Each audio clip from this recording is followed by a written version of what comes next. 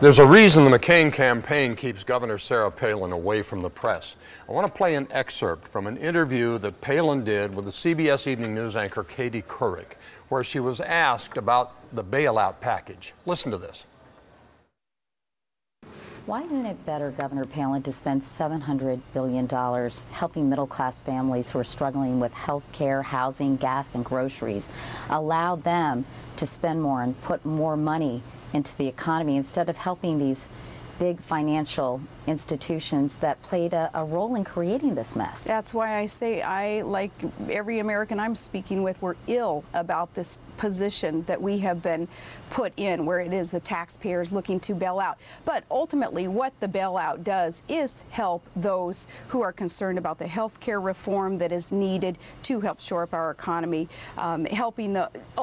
It's got to be all about job creation, too, shoring up our economy and putting it back on the right track. So healthcare reform and reducing taxes and reining in spending has got to accompany tax reductions and tax relief for Americans. And trade, we've got to see trade as opportunity, not as a competitive, scary thing, but 1 in 5 jobs being created in the trade sector today. We've got to look at that as more opportunity. All those things under the umbrella of job creation.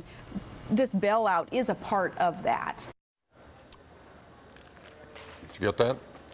If John McCain wins, this woman will be one 72-year-old's heartbeat away from being President of the United States. And if that doesn't scare the hell out of you, it should. Here's the question: is Governor Sarah Palin qualified to be president? Go to CNN.com/Cafferty File and post a comment on my blog. The question this hour is Governor Sarah Palin qualified to be president? And the question's predicated on just a disastrous interview that Ms. Palin did with Katie Couric over at CBS. Bit writes in Alabama, as conservative columnist Kathleen Parker states, quote, "Only Palin can save McCain, her party, and the country she loves. She can bow out for personal reasons, perhaps because she wants to spend more time with her newborn. No one could criticize a mother who puts her family first." Larry writes, "No, but I feel sorry and embarrassed for Sarah Palin. McCain has sucked her into an opportunity that's akin to a subprime mortgage situation on a house she can't afford." Ron writes, "Finally, somebody in politics has appeared that can make George W. Bush look like an intellectual." Andrea, Nova Scotia, as an American living in Canada, I cannot agree with you more about Sarah Palin's sorry interview with Katie Couric. The real question here is, what was John McCain thinking? Rachel writes, absolutely not. McCain ought to be ashamed of himself for making such a joke out of the presidential election.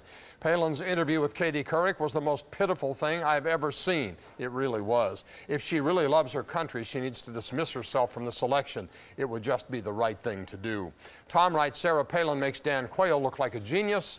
Lori in Eau Claire, Wisconsin, no, she's not qualified to be president, but Saturday Night Live would sure appreciate it if she was.